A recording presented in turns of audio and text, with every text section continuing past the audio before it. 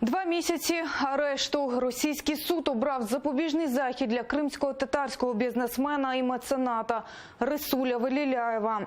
Він утримується у московському СІЗО Лефортово. За офіційною версією, його затримали за те, що знайшли в магазинах просрочені продукти.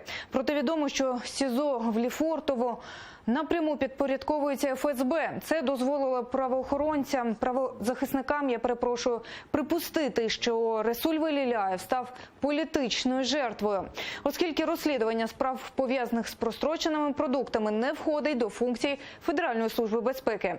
Арешт Веліляєва вже назвали акцією залякування кримських татар і спробою відібрати бізнес.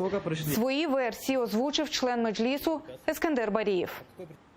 Чтобы не было со стороны масс, со стороны людей какого-либо давления на правоохранительные органы, потому что во время обысков люди начали собираться. И второй вариант, на мой взгляд, это то, что на самом деле оккупанты пытаются сшить некое обвинение, некое дело в отношении Ресуля Велиляева. Ну, на мой взгляд, я так думаю, что условно там это может быть финансирование там экстремизма. Відомого кримського підприємця і мецената Веліляєва разом з директором бази «Кримоопт», що належить родині Веліляєвих, Алі Барієвим, у минулий четвер затримали окупаційні силовики.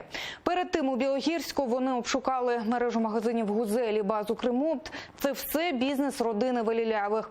Крім цього, силовики нишпорили в його оселі, будинку родичів і партнерів по бізнесу.